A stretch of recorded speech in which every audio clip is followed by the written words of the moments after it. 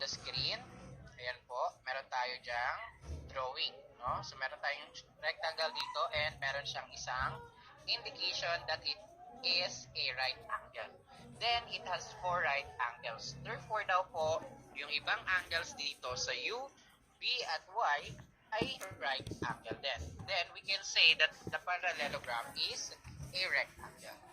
So for example, we have the given RUBY is a parallelogram with angle R is a right angle. Let us prove that angle U, angle B, and angle Y are right angles.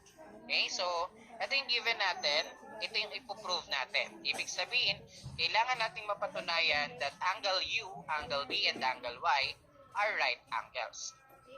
Okay po? So here are the statements and the reasons. So yung statements po natin yung nasa left side, yung reasons po natin yung nasa right side. So ito po yung proof natin. Kapag nagpo-proving po tayo, we have two sides, the statements and the reasons. Okay? So saan manggagaling yung statements? Doon po yan manggagaling sa given natin mamaya. Okay?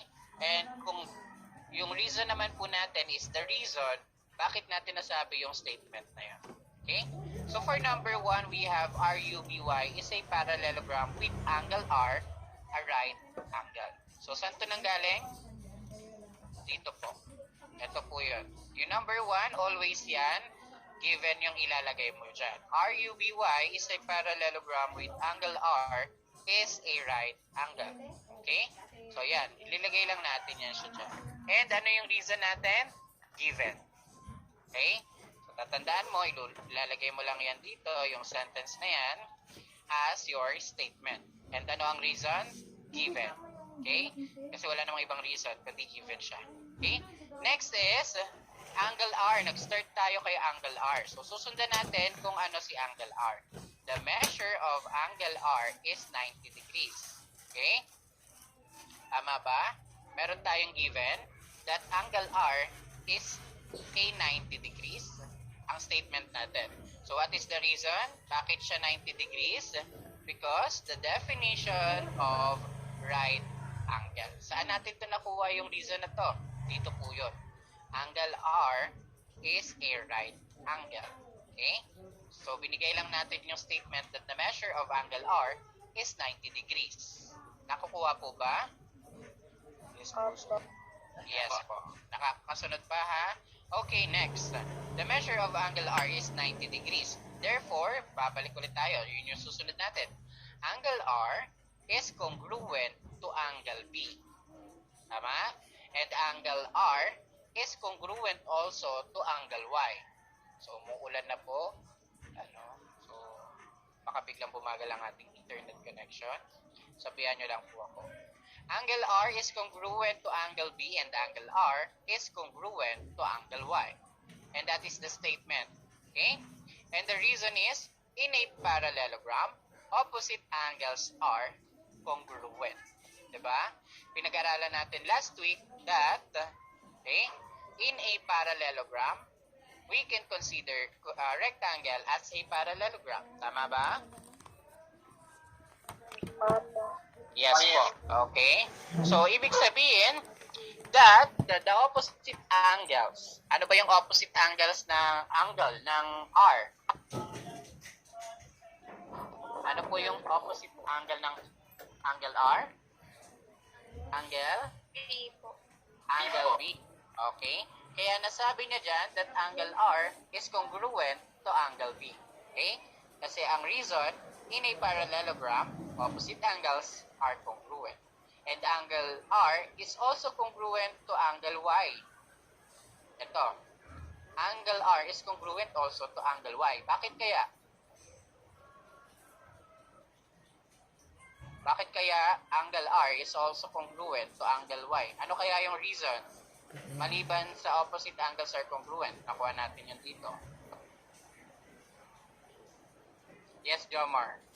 Opposite side po. Opposite side? Okay, pag sinabi nating side, ito po yun. Yung linya na yan. Angle po ang pinag-uusapan natin. So, angle Y. Bakit kaya yung angle R ay congruent kay angle Y? What may be the reason kung bakit siya congruent? Yes, Kurt? Sir, try lang po. Kasi po Yes. po sa theorem, sinabi po natin, then it has a 4 right angles po. So, kaya po magkakaparehan lahat. Okay, very good. That's one of the reasons. Teka na mo yung ballpen ko. Another reason? Meron pa po ba kayo naiisip? Na pwede natin gawing reason kung bakit siya pasok na maging congruent sila. Okay. So, can you still remember that the parallelogram or the angles inside, okay, or beside the angles are congruent, or they can form what?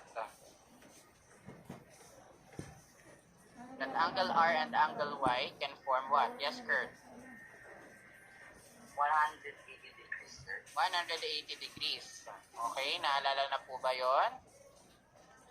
The adjacent angle. Okay? Okay? Yung katabing angle po natin, we can form them 180 degrees. Okay? And if we are going to look at the given, yan. Angle R is 90. Okay? So, ilan ba yung nawawala kay Y para makabuo tayo ng 180? 90. That is 90 degrees. Okay? So, ibig sabihin, kaya angle R is congruent to angle Y. What is the reason? What? The consecutive angles are supplementary. Okay? Ito po, yung consecutive angles niya. Okay? Therefore, they are supplementary. Okay? So, next tayo. Okay na tayo doon sa number 3? Yes po. Yes po. Okay, number 4, the measure of angle R is also equal to the measure of angle B. So, definition of congruent angles is the reason. Okay? So, ito po yun, angle R and angle B. Binigyan natin siya. So, since letter B na yung nag-end tayo doon, no? So, angle R is equal to angle B. That is the definition of congruent angles. The measure of angle B is 90 degrees. Okay? So, the measure of angle B, ito daw po, ay 90 degrees. And what is the reason? Substitution of statement number 2 and 4. Ito po yun. Measure of angle R is 90. Therefore, if angle R is 90, then angle B is also 90. Nagets po? Very good. So again, the measure of angle B is 90. The reason is substitution of statement number 20. Pwede po ninyong gawin ito ha, magsa-substitution kayo. That is for statement number 2 and number 4. Ito po yun, i-connect nyo lang. Since angle R is 90, therefore, ang sabi kanina sa number 4, R is also equal to B. Therefore, they are the same. Next, angle R, the measure of angle R plus the measure of angle U is 180 degrees. That's what I am saying a while ago. Since R and Y yung pinag-usapan natin kanina, again, the consecutive angles also supplementary. Okay? And that is angle R here and angle U. Okay po? So therefore, the reason is consecutive angles are supplementary. Okay? Next, number 7. Since we have here the angle U, susundan na ulit natin siya. 90 plus the measure of angle U is 180. So, nanggaling yung 90 kay angle R. Okay? Statement, substitution ng statement number 2 and number 6. So, ayan. Yung number 2 again is 90, which is yung angle R natin, which is here as well. Measure of angle R plus measure of angle U is 180. So, angle R is 90 plus the measure of angle U is 180. And then sabi, statement number 2 and number 6. Ayan. Number 2, 90. Number 6 is consecutive angles. Okay? So, if we add them, 90 plus 90 is 180. Or if you want to get the value of Y, you just have to transpose 90 to the right side, then it will become the measure of angle U is equal to 180 minus 90. And 180 minus 90 is 90. Therefore, the measure of angle U is 90. Okay po? Next, the measure of angle U is 90. That is for number 8. Subtraction property of statement number 7. That's what I did. Yun na nga po. Then, transpose natin yung 90 sa kabila. Okay? Then, we got 90 as the measure of angle U. Nasundan po? Yes. Okay. Next. Sabi dyan, 90 is equal to 90 sa number 9. Okay? So, nakuha na natin that the measure of angle U is 90. So, we can get 90 is equal to 90. Kapag sinabi natin 90 is equal to 90, that is reflexive property. What do we mean by reflexive property? Okay. It is like a mirror. No? Oh. Yes, Jomar? Congruent po. Okay, congruent sila, no? Pag sinabi nating reflexive property, it is like a mirror. When you reflect to a mirror, okay, yung mukha ba ni Jomar magiging mukha ni Kurt? Hindi, diba?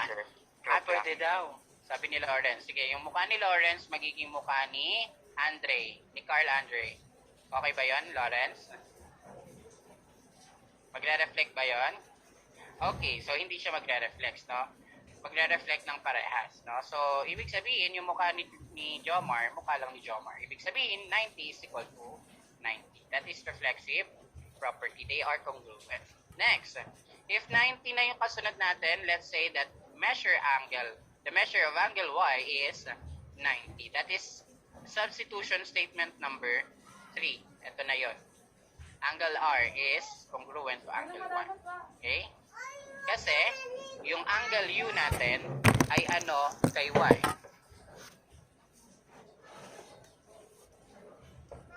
Ano ang relationship ng angle U kay angle Y? Balik natin. O, yan. Para makita nyo. Hindi. Yes, Kurt. Opposite angles, sir. Very good. The opposite angle of angle U is angle Y. Okay? Kaya nasabi dito sa number 10, that the measure of angle Y is 90 by substitution of statement number 3. Opposite angles are congruent. Okay? So, na-prove na natin that angle B is 90, so number 5. Angle U sa number 8 is 90. So, angle Y again is 90 din. So, therefore, we can say that angle U, angle B, angle Y are right angles. If the measure or the reasons, and the reason is, if the measures of an angle is 90, then it is a right angle. Okay? So, kailangan nating i-prove that they are all 90. Na-prove ba natin that they are all 90? Yes. Yes po. Okay? So, ganito po tayo mag-proving. So, RUBY is a rectangle because, or the reason is, it is a definition of a rectangle. Okay? So, naalala nyo na po ba kung paano mag-proving? I know, nag-proving kayo last year sa geometry. Tama ba? Yes po. Yes, very good. So, any question regarding theorem number 1 on rectangle? Wala naman po. Okay. So, I can say that silently yes. Okay. So, let's proceed with ang theorems on rectangle. Theorem number 2. Sabi dyan, the diagonals of a rectangle are congruent. So, again, what is the diagonal nga ulit po? Bakit ka masisito kay ate yun? Other hands, maliban kay Kurt. Sino itong nagtaas? Pagalitan mo yung ate dito. Lawrence. Para po siyang paslan. Slant what? Paslant Slant. po. Yeah, ganyan na po. Yung parang pag-ilan po yung triangle po yung tawag ito. Slant po yung pagkakagawa. For example po, di ba, rectangle. Tapos pag in-bicep po, magiging Okay, so nagigets ko naman yun kahit wala yung line. No? Line lang yung hinihintay kong sabihin mo. Slant line. No? So itong pahigang line. Yan.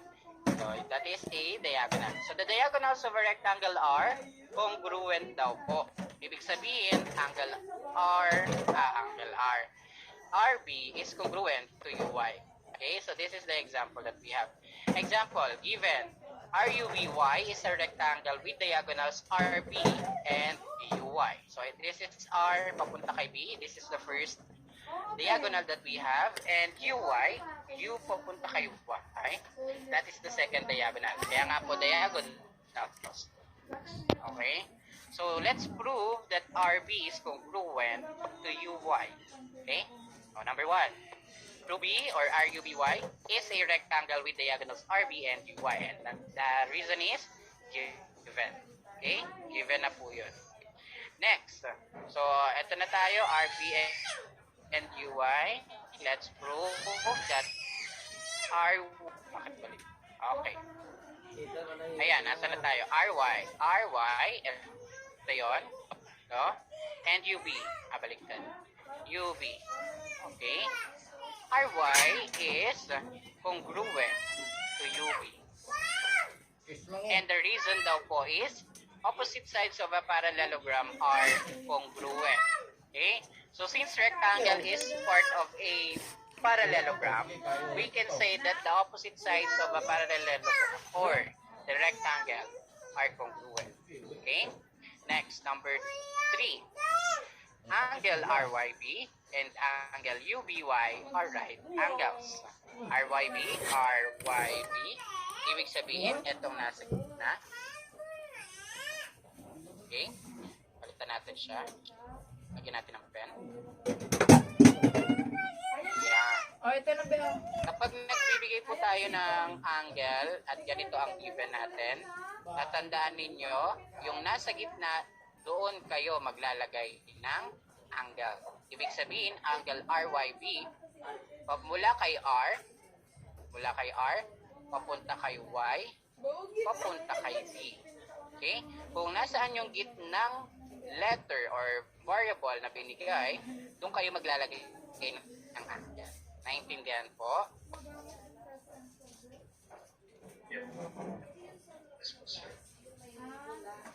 Yes. UBY daw po are right angles.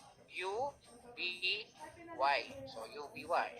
So, since nasa gitna is B, UBY are right angles. So, what must be the reason kung bakit sila congruent? What may be the possible reason? Anyone?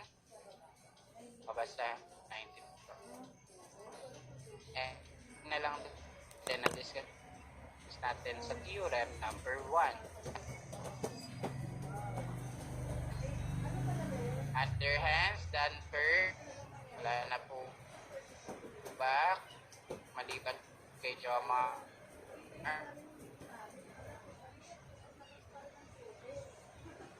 Kita narinig You have any answer? Bakit kaya congruent si RYB at si BY? Opposite po yung side, sir. Opposite side, angle po pinag-uusapan natin. Again, angle po muna. Opposite pa sila, Leonard? Yung Y tsaka B. Opposite pa sila? Hindi po, sir. Okay, anong tawag natin sa kanila? Kung hindi sila opposite, sila ay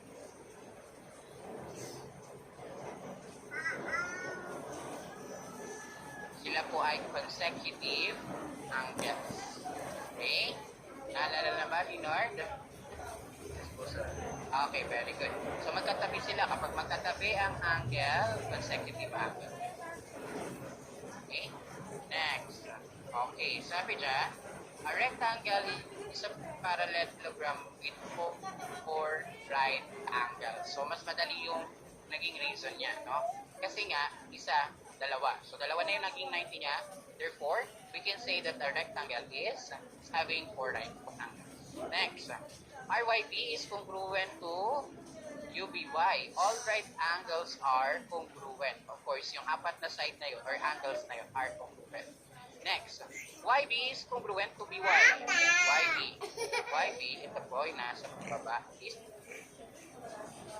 congruent to BY. Okay, that is by reflexive property. Okay, next, triangle RYB is congruent to triangle UBY. Ito po yung triangle na form. Triangle RYB, ayan po, yan, is congruent to triangle UBY. U, papunta kay B, papunta kay Y. Ayan. So, itong triangle na to. No? Kaya yung dalawa. So, sorry, hindi siya straight. Ayan. Babasa yan. Tapos ito. Ayan. Yan yung dalawang triangle na na-form natin. No? They are congruent daw po because of side-angle-side congruence postulate. What do we mean by side? Ay, sinabi ko na nga, di ba? Tatanungin ko pa. What do we mean by side-angle-side congruence postulate? Anyone still remember? Yes, Lawrence? And lang. Di ba, sir, side sa R and Y, then angle sa Y, then yung pa-side ulit po sa Y to B. Then same po yun sa isa pong, like UB, then side, then angle is then Y, then side po ulit. Very good. So, ang sabi ni Lawrence daw po, they are congruent by means of side Y is congruent to UB. Okay? Ibig sabihin kung ano ang measure nito, siya ring measured dapat nito. Kaya nga sila congruent. Okay? So, side and angle. Angle nito is 90. Ang angle nito ay 90 din. Okay? So, they are also congruent. Next. So, since parehas naman silang dumaan dito sa gitna ng YB or BY, so this is congruent. So, this is what we call side angle side. Okay? Side angle side. Okay po? Nagets na po? Naalala na po? Yes po. Okay, very good. And that is by side angle side congruence postulate. Okay? Next, number 7 is RB is congruent to UY. RB daw po. RB is congruent to UY. Ibig sabihin, congruent na po sila. Eh, bakit kaya sila congruent? Because corresponding parts of congruent triangles are congruent. Or pwede mo sabihin na CP-CTC. Okay? Ano po ibig sabihin ng CP-CTC? Ibig sabihin po, lahat ng corresponding parts nung dalawang congruent triangle ay congruent. Ibig sabihin, kung ano po ang sukat ng UI, ay sukat din po ng RB. It is because all of the sides, the angles that we have for UBY is also having with RY. Okay po? Okay po ba? Wala ka. Oh, hindi na kita bibigyan, ha? Yes. Hindi na. Hindi ka na Okay. kay mama. Very good. So, Hindi. ayan. Yes, Lawrence. Sir, hindi po ba natin pwedeng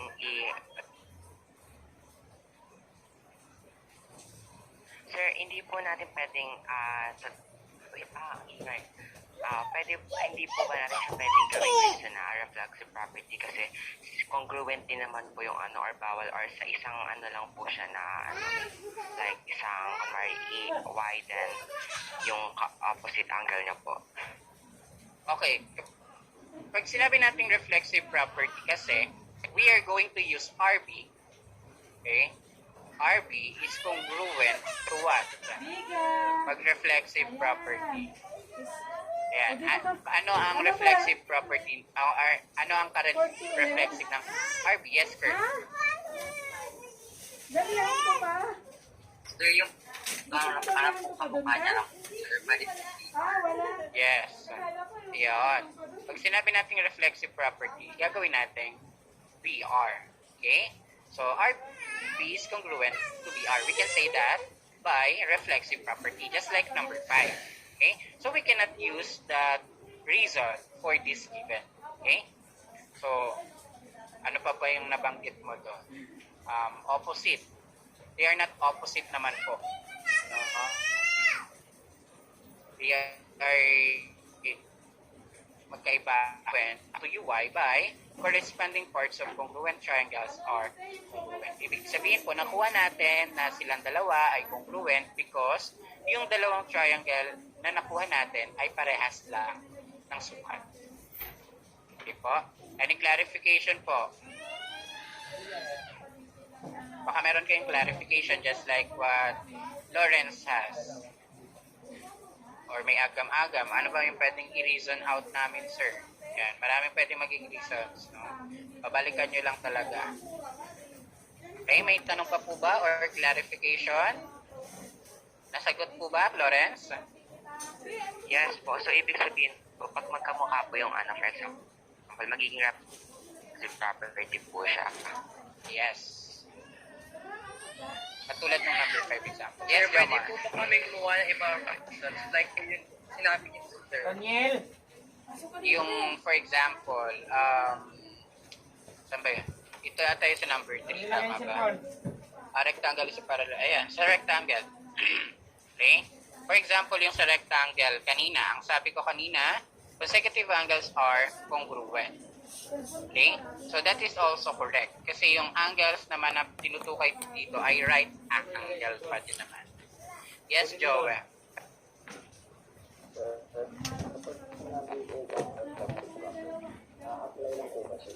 Or pwede din po siya sa angle. Sa angle, I don't think so.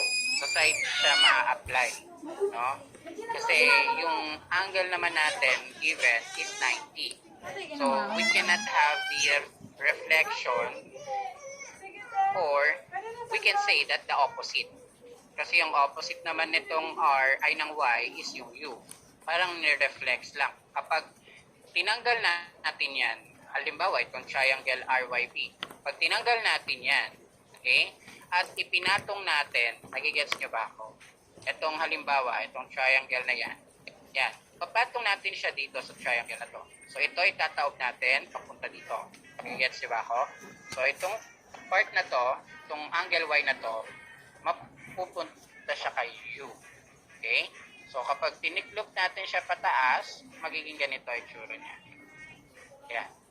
Ibig sabihin, nag-ano sila, nag-twist, nagpatong sila. No? So we can say that angle Y is congruent to angle U because opposite angles are congruent.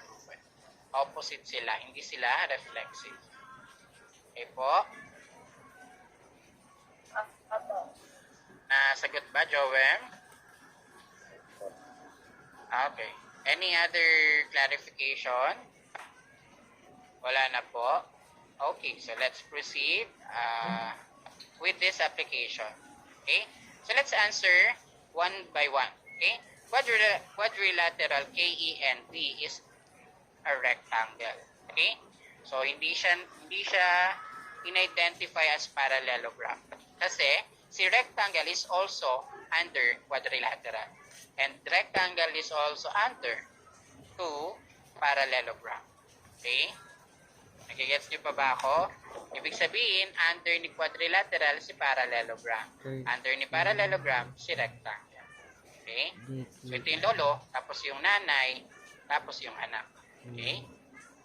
Quadrilateral KEND is a rectangle. Its diagonal KN and DE intersects at R.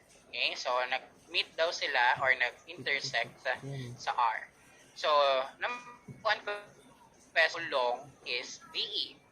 If KR is 15 cm, this one is 15 cm. Kung nilalagay yung unit ha, 15 cm. What is the measure of DE daw po? DE. May mga nagtataas na ng kamay. Yung hindi ko pa natatawag kanina. Let's have 1 minute para makapag-isip ang lahat. Si Kurt, si Benjamin, at si Lawrence, di ko na muna tatawagin na. So let's give chance to others for them to answer. Okay? So let's have Will Jean. What is your answer? How long is DE? 30 po. Yes, very good. How do you say that? This is 30 rather. Kasi po yung KR and yung DR is parang magkatapat po sila, and then i-add ko lang po siya kay RE. Okay. Okay, so sabi ni Will Jean, magkatapat daw sila kaya sila parehas, no? So let's say that KR is congruent to RN or NR, okay? And that is 15 as well. Okay? So gagawa na tayo ng reasons, no? So application na to, yung kanina proving, ngayon application na siya. So i-apply natin yung mga natutunan natin dun sa proving. So let's say that KR is congruent to NR, okay? And ang sabi doon kanina sa ating given rectangle are congruent. Ibig sabihin, kung 15 ito at 15 ito, malamang itong dalawa ay 15 din because they are what? They are congruent. So ibig sabihin kung 30 yung KN, ano ang measure ng DE? 30 din po. Okay, very good, Will Jean. Next, number 2, if angle DKN is 56 degrees, then what is the measure of angle EKN? So let's identify muna. The angle DKN, D papunta kay K, papunta kay N. Dito sa baba pala. Ayan. So yan yung triangle na form. Ito daw pong angle na to ay 56 degrees. 56 degrees. And what is the measure of angle E papunta kay K, papunta kay N? So ito yung hinahanap natin. Yan. So there are raising hands na. 56 din. So I'll give you 1 minute para makapag-isip. Or 30 seconds rather. Para mas mabilis. Kayang-kaya nyo yan. I know that you can do it. Again, the measure of angle DKN is 56. 56 daw po ito. And ano daw po ang measure nito? Let's have Cheryl. Mataas ang kami si Cheryl, di ba? Ayan. What is the measure of angle EKN, Nak? 34 degrees po.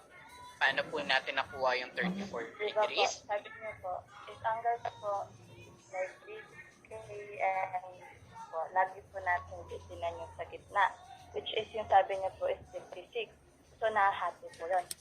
Yung angle K po is right angle din 90 po siya. Yung 90, minus lang po sa 56. Kaya po 34. Very good. Okay? Ganun lang po yun. Angle K is a right angle. No? So, nahati yung angle K sa dalawa. And yung first angle, ang binigay is 56. So, ano ngayon ang natitira or remaining angle for you to have 90 degrees? Okay, very good. That is correct. 90, sulat natin para malaman ng iba. 90 minus 56 is 34. Therefore, angle EKN is 34 degrees. Nakuha po ba na lahat? Yes po, sir. Yes po. Very good. Okay, may question po ba tayo sa number 2? Wala na po, sir. Wala na po. Okay, let's proceed with number 3. If angle EBN is 37, E papunta kay D, papunta kay N. Again, nahati ulit siya. This is 37 degrees. Okay? And what is the measure of angle D papunta kay R, papunta kay N? Ano kaya ang sukat ni R or measure ni R? Yan, may mga nagtataas na. May mga nagtataas na ng kamay. Magpo muna tayo mag-annotate. Okay. Yan, very good. May mga nagtataas na.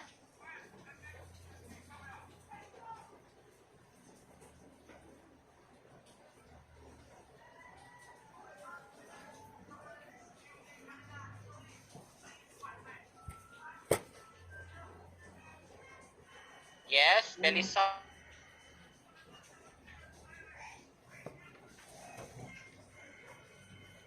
The measure. 90 minus 37 equals 53 po. Okay, very good. So, 37, ang R daw po niya R daw po niya ay 53. Wala na, be. 53 ba? Tama? Sorry. Okay. Any other answer? May iba pa po ba tayong answer? Yes, Jomar. Do you have any other answer? 143 po. 53 yung kanina. Tapos, si Jomar ay 100. 43 po. 143, sorry. 100, erase natin ba? 43. Yan, kasi wala pa yung final answer na. How do you get 143, Jomar? 180 minus 37. Okay. So, kaya nakakuha ka ng 140. So, yun na yung answer mo. Any other answer po? Let's think. Kung ang angle D natin ay 37 and nawawala natin is angle R, ano kaya yung angle N natin?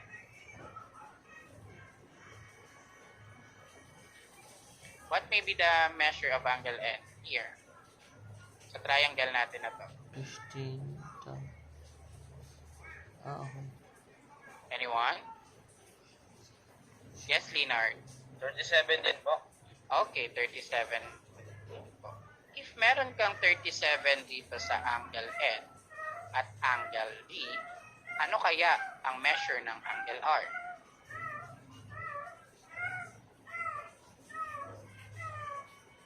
Yes, Lawrence? Parang kinapit ko lang po, 74. 70? Wait. 74. Yung measure ng angle R natin? Kasi pinag-compute ko lang po yung dalawa kasi. Okay. And Pinag-add mo lang yung 37 and 37. Okay. Next, how about Dwayne? 16 degrees po yung R. Ilan po? 16 degrees po. Tama. 16. May aalma ba sa 16? Yes, Leonard. 76 degrees po. 76. May aalma ba sa 76? Cheryl? Yung angle R po is 106. 100? 6? Tama ba? Opo. Okay. So, we get the final answer and the correct answer is 106. Paano po natin nakuha yung 106, Cheryl? Ito po sa triangle po is 180 degrees po. Tapos pag 37 plus 37 is 74. Yung 74 may minus ng po is 180. Very good. Ganun lang po siya nakuha. Okay? So, we can say that angle D is congruent to angle N. Okay po? And we can get the measure of angle R. Bakit? Kasi they are congruent po. Okay? Consecutive angles are congruent. So, kung ano measure ni D, siyang measure ni N. For rectangle po ha. Next. Since triangle has 180 degrees. Okay po? So, ima-minus lang po natin yon sa dalawang 37. And yung dalawang 37 kanina, yun nakuha ni Lawrence, which is 74. 74 ba yun? Nasaan yung 74? Yun, 74. 74. Yes, hindi ko nailagay pala. 74 yung nailagay, na-compute ni Lawrence, which is right. Okay? Pero kulang. Okay? May kulang. So, dapat bubuuin natin siya lagi. Okay? So, since 180 nga ang sukat ni triangle, ima-minus natin si 74 and we can get 106. 6. Nakuha na po ba natin? Yes po, sir. Opo. Nagta-throwback na tayo ng lesson sa triangle. Okay? So, kung nakuha na natin, can we proceed with number 4? Yes po, sir. Yes po. If angle KRD, again, KRD. So, ibig sabihin, itong angle na daw po na ito is 42 degrees. What is the measure of angle DEN? Ito po. Ano daw po ang measure nito? Okay, baguhin natin ha. Pwede ko na burahin to, itong mga nandito, para mas malinaw na. Burahin ko na yan ha. O, screenshot. O, screenshot. Okay na? O, erase ko na. Okay. So again, angle KRD is 42. This one is 42 degrees. Yan. And this is the missing or the unknown. Okay. What may be the answer? If KRD is 42, KRD, tama, 42 degrees. And D, papunta kay E, papunta kay N, is blank. What may be the answer? So, since we can say that angle KRD, bigyan ko kayo ng clue angle KRD is 42, then we can say that angle ERN is also 42. Yan. Meron na kayo isang given. So, what may be the answer or the angle of angle E and angle N? DEN and DEN and ENK. Ano kaya yung dalawang angle dito? Just like what we did kanina, ikutin mo lang yon. Katulad dito sa number 3 kanina, ginawa 76. kanina.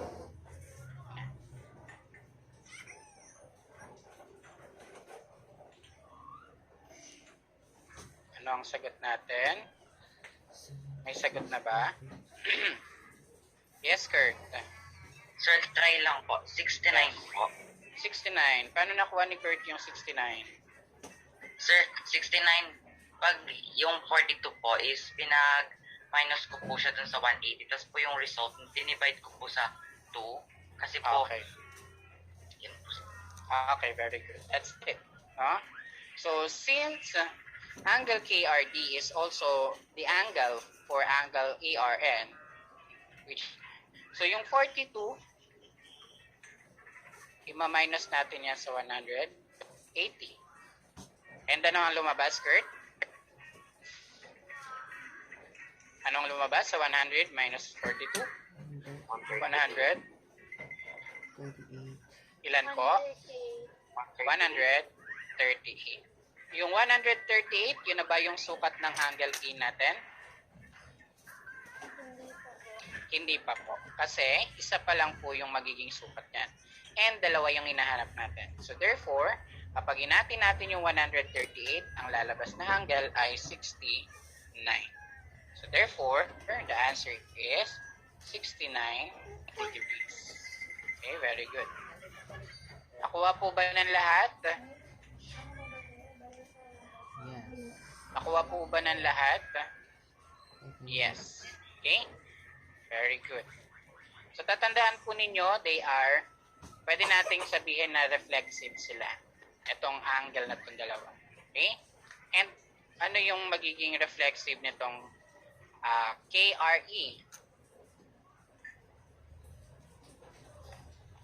Yung nasaan po? Yung reflexive niya, ito po, yung nasa baba. Okay? Sila naman ngayon yung parehas. Okay? So, kung ano yung angle dito, siya din yung angle dito. Okay po. Hindi po natin pwedeng sabihin na yung angle dito ay angle din dito. Hindi. Kasi makikita ninyo, ito, nakaganyan. Okay? Mas mababa sa 90. And, yung nasa baba, na. Okay? So, mas mataas sa 90 degrees. So, paano ba natin nalalaman yun? Ayan. Ito yung 90, oh. Ayan. Pag kumakanto ng ganyan. Pag mas maiksi dyan, less than 90. Kapag mas wider, ano yan, pag mas wider, mas mataas na yun. Okay? So again, the measure of angle DEN is 69 degrees. So number 5, if KD is x plus 6 and EN is 3x minus 2 and KE is 2x plus 6, find its area. So we are looking now for the area. And what is the measure or the measure? What is the formula in getting the area of a rectangle?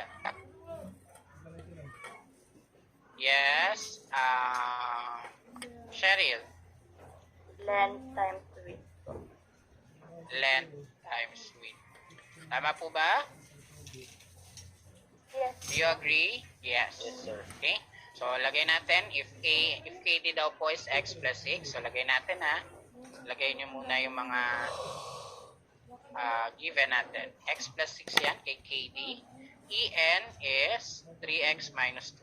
3x minus 2. And KE, ay, baligtad. Wait lang. Saan ako nakatingin? KE is 2x plus 6. 2x plus 6. And EN is 3x minus 2. How are we going to get the value of x first? So, ano yung may mga given tayo? Dito tayo sa kabila. Para mas malawak.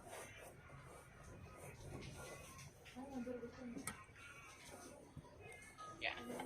So this one is x plus 6. And this is, ano ba yun? 2x plus 6. Tama ba? 2x plus 6. And this is 3x minus 2. Yun na lang pansin. Yun na rin ninyo, ha? Okay. So, ano yung pwede nating i-apply dito? Ano yung pwede nating i-apply? Anyone? Yes, Jomar. KD equals KV is equal to EN.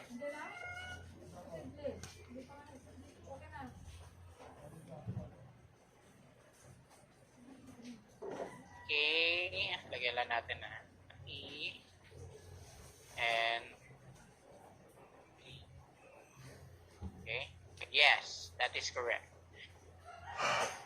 KD is equal to EN. So now, x plus 6 is equal to 3x minus 2. Okay, tama ba yung given natin? 3x minus 2, x plus 6, and 2x plus 6. Okay.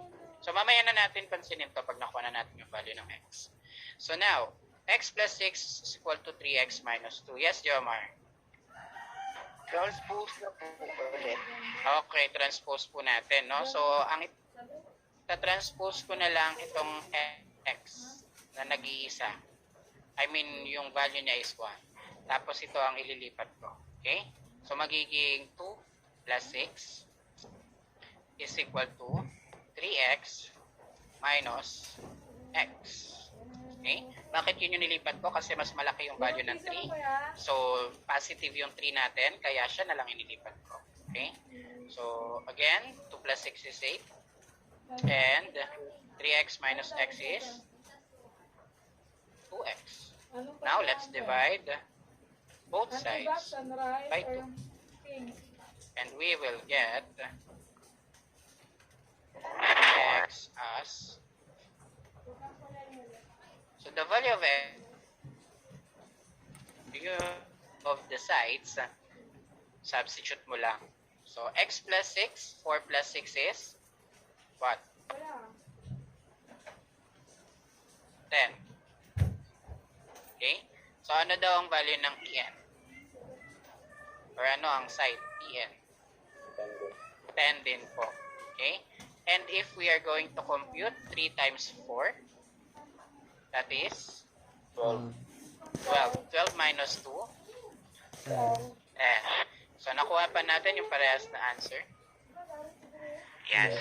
Yes po. So again, 2x plus 6, 2 times 4. What is 2 times 4? 12. 8. 8. 2 times 4 is 8. And plus 6, that is 14. 14. 14. Very good. So the value of side KE is 14. Now, what is the value of side DN? Also 14. Okay. So 14 din po siya, no? Because opposite sides are congruent. Okay? So, wala po ba natin?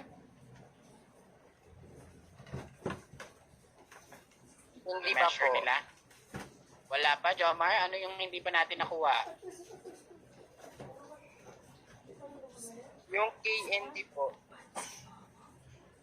A, Anong pan? N, D. Side Di po, mo nagamit side. ang zero? Area. Okay. So, ayan. Sabi dyan, find E is equal to LW. What is the measure of the L? 14. 14. And the width is 10. 4, Ayan. 8, 14. Wala naman binigay na ano, unit. 10, Okay? So, the area is 140. Anong unit natin? Ano po ang unit natin? Square meter. May meter ba na binigay? Wala. Ano ba? Wala po. So, ang ilalagay lang natin ay square units.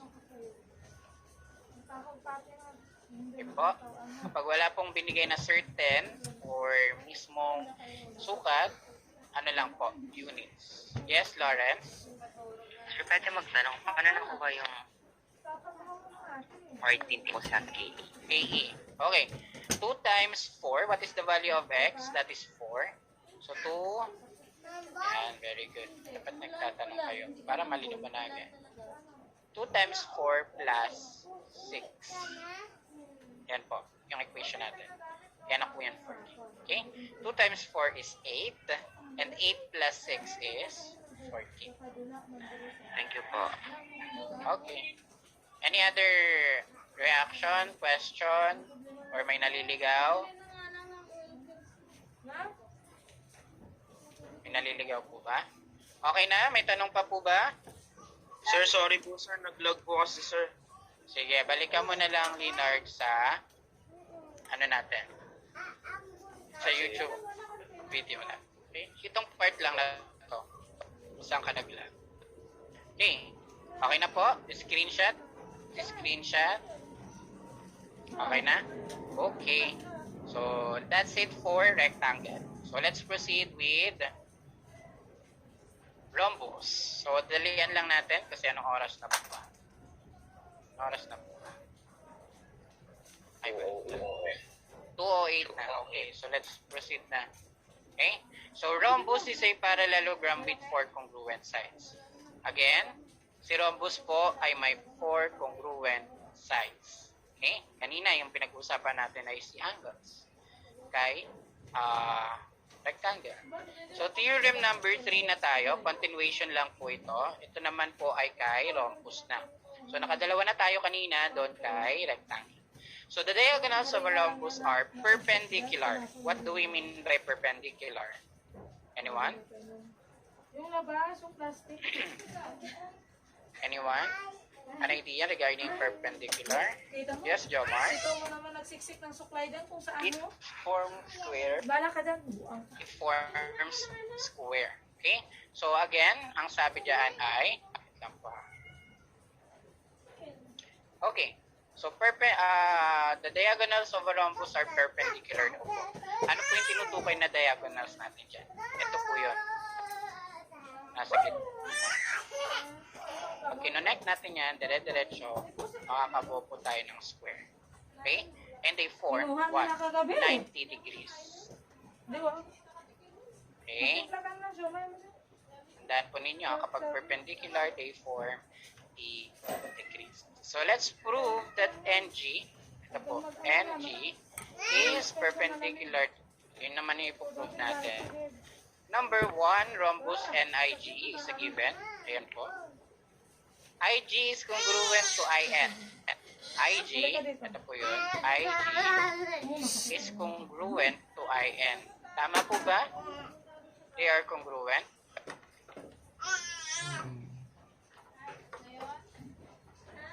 Tama po ba? That IG is congruent to IN? Yes or no? Yes po. Yes po. Because the reason is that is the definition of rhombus. All sides are congruent. Next, NG and IE bisect each other. NG, ito po yun. N papunta kay G, then I papunta kay E. They bisect each other. Ibig sabihin, nahati po nila yung sarili nila sa isa't isa. Okay? The diagonals of parallelogram bisect each other. That is the reason. L is the midpoint of NG. Next. L daw po, ito po, yung kung saan sila nag-meet, ang tawag po niya dyan ay L. Okay? So, depende po yan sa variable na ginamit. Hindi po yan forever NIGEL. Excuse me. Depende po yan sa variable na ginagamit. Pwedeng KEVIN. Okay? Basta kung anong letter yun nandiyan. L is the midpoint of NG and IE and NG bisect. Okay? Kung saan sila nag-meet. Yung dalawang diagonals. And that is point L. Okay? Next, NL is congruent to LG. NL, ito po. NL is congruent to LG. LG. Ano po ang reason? The definition of midpoint. Ano ba yung definition ng midpoint? It bisect the two. Okay? IL is congruent to LI.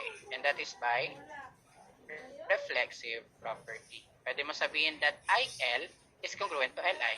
Okay? By reflexive property. Next, triangle NLI is congruent to triangle GLI. NLI, ayan. Yes, Lawrence. NLI is congruent to triangle GLI.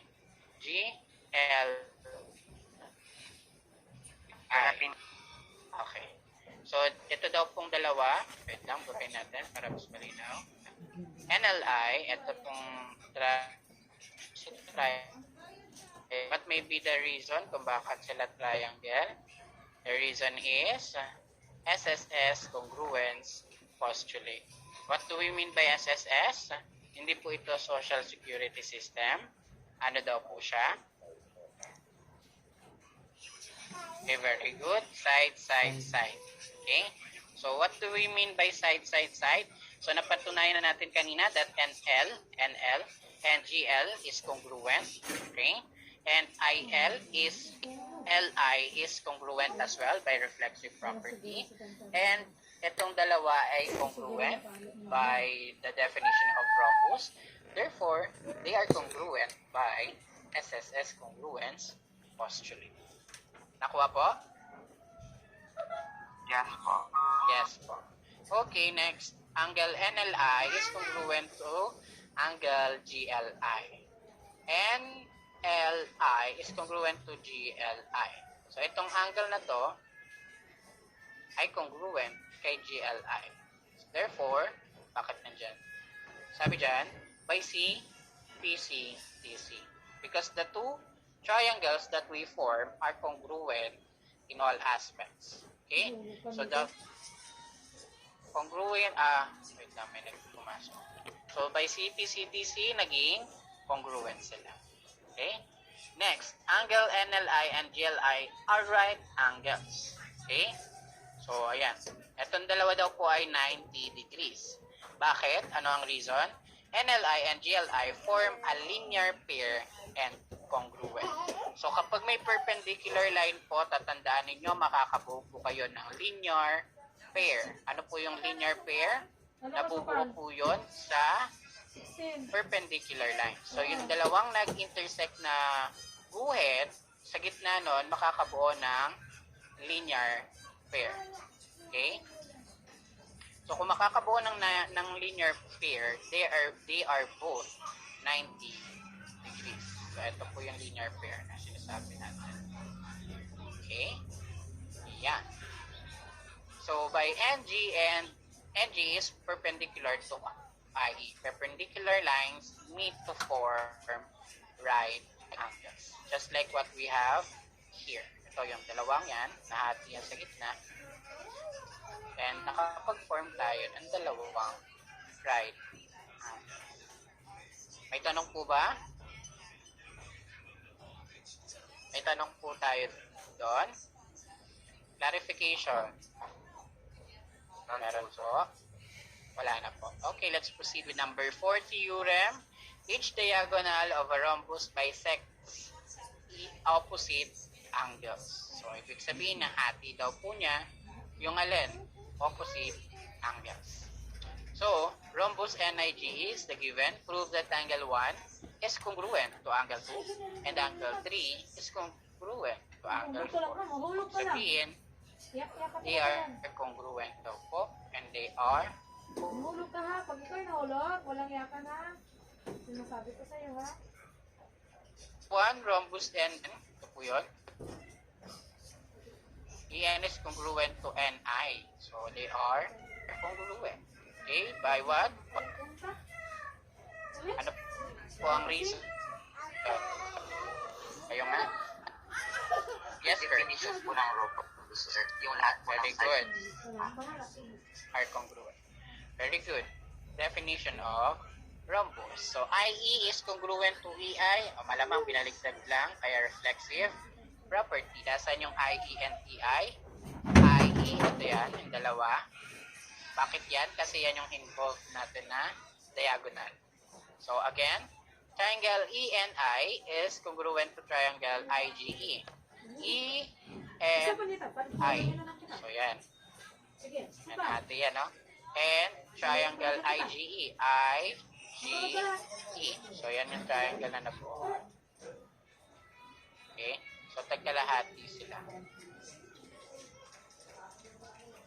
Yan yung isa. Tapos yung isa naman ay nandito. Ay, baliktad. Hindi ka na naman ha. Maliit naman.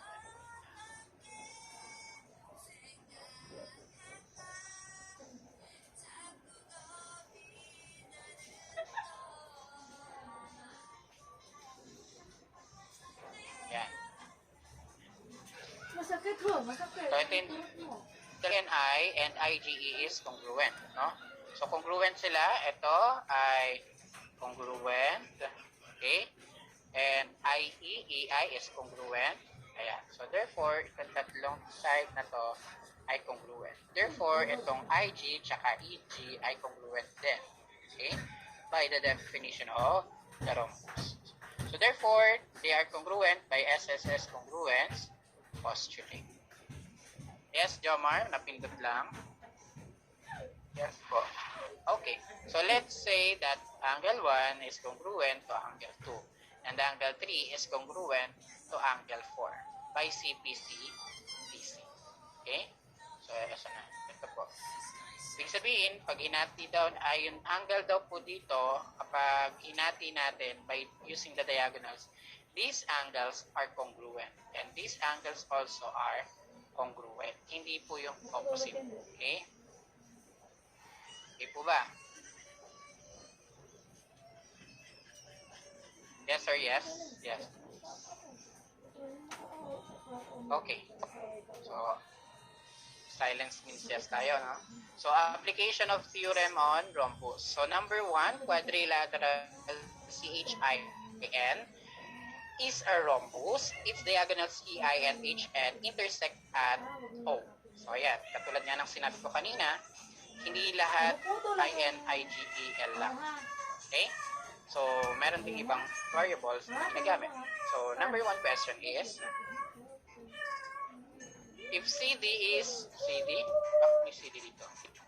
O, yung O natin, palitan natin ng T. Okay po? So, this is T.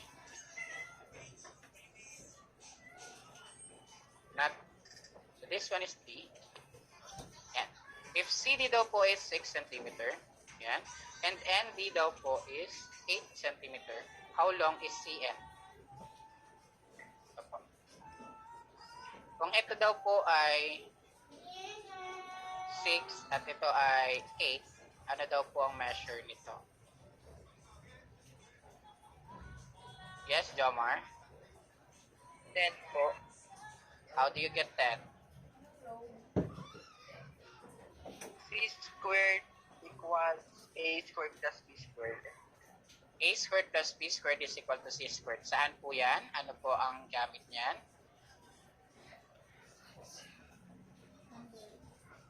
Ano po ang gamit niya? Ano pong tawag natin dyan sa A squared plus B squared is equal to C squared? Tawag po sa kanya ay Pentagon. 30? pentagon po ba? Ano po yung formula na binanggit mo? Try Para mo saan lang. po yung 30? formula na sinabi mo? Regular? A squared plus B squared is equal to C squared. That is correct. Para saan po yun? Yes, Sherry. Ano? In Yes, fact, Cheryl? yung hypotenuse po, yung Pythagorean theorem po. Walang noodles na. Okay, that is for Pythagorean theorem. Para saan po yung Pythagorean theorem? If you have one right angle in a triangle,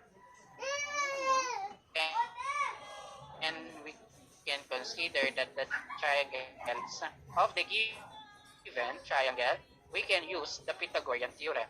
Wait lang po ha. Ano ba magsulat dito? Mabilisan. 09097615. Okay. So, we can use the Pythagorean theorem, A squared plus B squared. Hindi niya na lang. Akala lang ako. Yan. This is the formula for getting the sides of a right triangle. And this is what we call the Pythagorean theorem. And Pythagorean theorem was popularly known by what? By who? Sorry. By who? Pythagorean theorem. Yung saya, bibe? FB30? Yan. Sino nag-propose ng Pythagorean theorem? Si Pythagoras. Okay? So, kaya siya naging Pythagorean dahil kay Pythagoras. Lagay mo lang S. Okay? So, pag nag-invento kayo ng sarili niyong formula, ipangalan nyo din sa mga sarili niyo. Jomar, yan. Ganon. Kurt's law. Ganon. Okay. So, we can have A squared plus B squared is equal to C squared. Okay? So, we can say, let's say na lang that 6 is A, okay? 8 is B, and ang nawawala is si C. Bakit si C? Kasi, opposite ng right angle is the hypotenuse or the longest length. Okay? Okay? So, kung ito yung hypotenuse natin, okay? Yan. Form natin yung right triangle. So, we have now 6 squared plus 8 squared. Tama yung sinabi ni Jomar kanina. No? So, 6 Diyan ha, squared plus 64. plus Tulog ka saka yun. 64. Very good. Is equal to C squared. Tulog. Next, 36 plus 64, that is 100. Okay? And meron pang, squared na kasama. And for us to get the value of C alone, ano ang gagamitin natin? Square root po. Anong tawag natin doon? Anong lodoy? Sa way, that is by extracting what? Extracting square root. So therefore, the value of C is 10. Because the square root of 100 is 10. Nakuha po? Yes, sir. Yes po. Yes. Yes. Okay? So to get the value of Cn, you have to use the Pythagorean theorem by Pythagoras. So by following the given, you can say that this is A, this is B. Tandaan ninyo ha, yung letter C is the longest. Kasi ito, the first leg, then longer leg, then longest leg. Ang tawag natin sa kanya ay hypotenuse. Okay? So, we will discuss that more. Siguro mga bago mag-end ang third quarter, papasok tayo ng fourth quarter. Okay? So, nahapyawan na natin to dahil sa given na to. Next. May question ba tayo sa number 1 question? Ano po? Wala na po. Number 2, if angles HCI, wait lang, burahin natin. Yung nandito sa taas. Ay, ba't binura si letter? If angle HCI, ito daw po, ay 54 degrees, then, ano daw po ang degree ni HCI?